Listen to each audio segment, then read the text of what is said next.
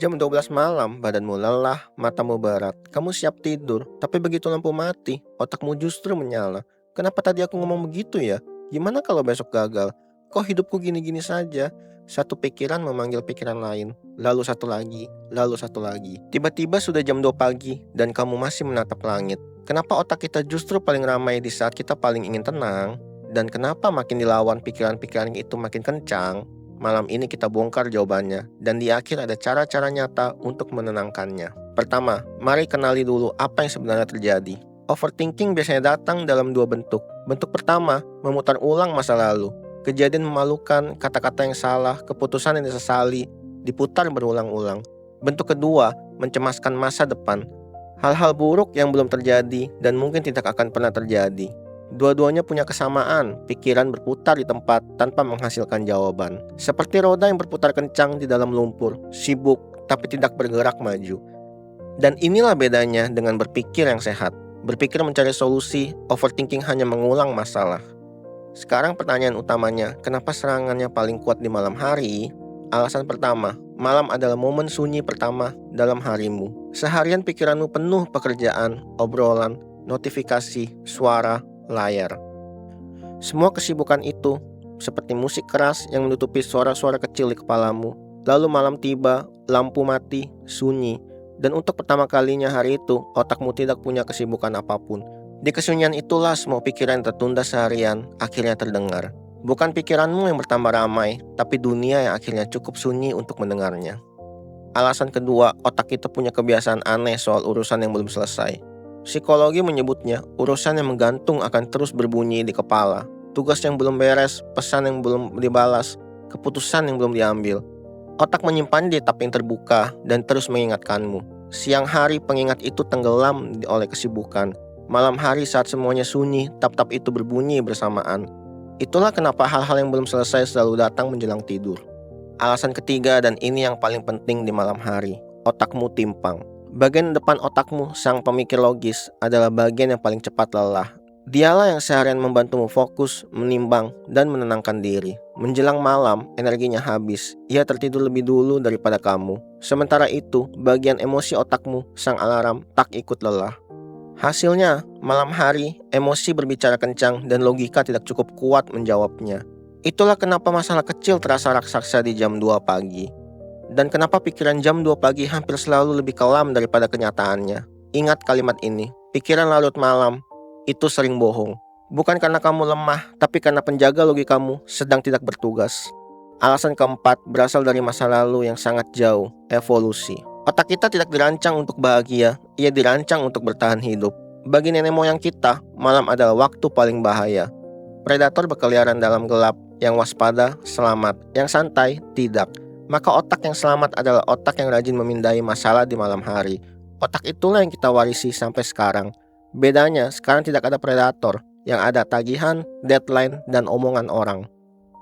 Tapi otakmu memperlakukan semuanya sama, sebagai bahaya yang harus terus dipikirkan. Jadi overthinking malammu bukan kerusakan, itu sistem keamanan kuno yang salah zaman. Alasan kelima, di tempat tidur pikiranmu tidak punya lawan. Siang hari, pikiran buruk cepat terpotong. Ada kerjaan, ada orang, ada kejadian.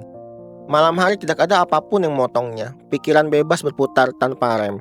Lalu terjadilah lingkaran setan yang membuatnya semakin parah. Kamu overthinking, jadi tidak bisa tidur. Karena tidak bisa tidur, kamu cemas. Aduh, besok pasti capek. Kecemasan itu membuat otak makin terjaga dan makin sulit tidur.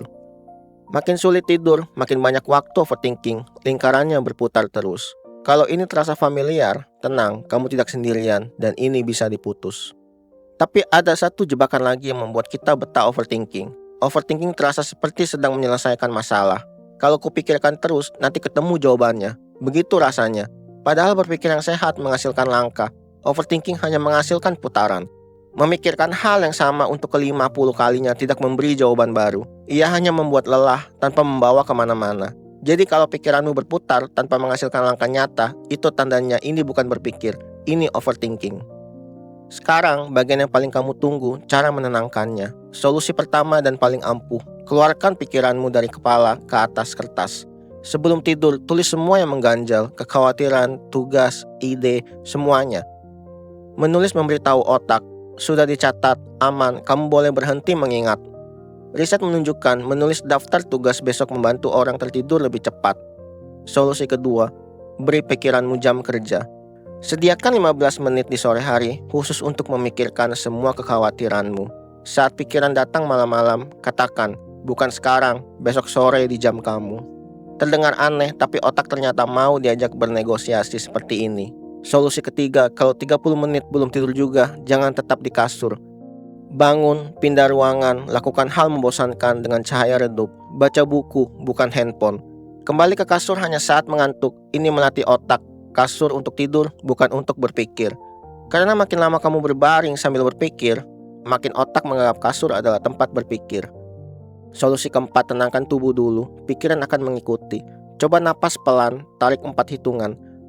Tahan, hembuskan lebih panjang, ulangi. Hembusan panjang memberi sinyal ke tubuh, bahaya sudah lewat, boleh tenang. Solusi kelima, pindahkan perhatian dari kepala ke indera. Rasakan selimutmu dengan suara paling jauh yang bisa kamu tangkap. Rasakan napasmu. Pikiran hidup di masa lalu dan masa depan, indera hidup di sekarang, dan sekarang kamu aman. Solusi keenam, jangan lawan pikirannya, amati saja. Melawan pikiran itu seperti melawan ombak, makin dilawan, makin terseret. Biarkan pikiran datang, beri nama, oh ini kekhawatiran, lalu biarkan ia lewat. Kamu bukan pikiranmu, kamu adalah langit, pikiran hanyalah awan yang lewat. Solusi ketujuh, siapkan malammu sejak sore. Kurangi layar menjelang tidur, redupkan lampu, beri otak landasan untuk mendarat. Karena otak yang dipacu sampai detik terakhir akan sulit berhenti tiba-tiba. Dan yang terakhir, mungkin yang paling penting, berdamailah dengan otakmu. Overthinkingmu bukan tanda kamu rusak, itu tanda otakmu peduli. Ia hanya terlalu bersemangat melindungimu. Ia memindai bahaya karena ingin kamu selamat. Caranya saja yang berlebihan. Jadi malam ini, saat pikiranmu mulai ramai, jangan marah pada dirimu. Katakan saja, terima kasih sudah menjaga, tapi sekarang aman, kita istirahat dulu. Dan ingat, masalah yang terlihat raksasa jam 2 pagi, hampir selalu menyusut menjadi kecil di bawah cahaya pagi. Jangan percaya begitu saja pada pikiran larut malam. Tunda penilaianmu sampai pagi. Keputusan besar sebaiknya tidak diambil jam 2 pagi. Jadi, kenapa kita overthinking terutama di malam hari? Karena malam adalah sunyi pertama tempat semua pikiran tertunda akhirnya terdengar. Karena urusan yang belum selesai terus berbunyi di kepala. Karena logikamu sudah lelah sementara alarm emosimu masih terjaga. Karena otakmu adalah penjaga kuno yang masih memindai bahaya di kegelapan. Dan karena di kasur, pikiran berputar-putar tanpa ada yang memotongnya. Tapi sekarang kamu tahu, kamu bisa menuliskannya, menjadwalkannya, mengamatinya, dan melepaskannya. Kamu bukan pikiranmu, kamu adalah yang menyaksikannya. Dan satu catatan penting, kalau overthinking sudah terasa terlalu berat dan mengganggu hidupmu sehari-hari, bicara dengan orang yang kamu percaya atau dengan profesional adalah langkah yang kuat, bukan lemah. Kamu tidak harus menghadapi kepalamu sendirian malam ini saat lampu mati dan pikiranmu mulai berbisik. Ingat, itu cuma penjaga tua yang terlalu rajin. Tarik napas panjang, hembuskan lebih panjang, kamu aman, selamat tidur.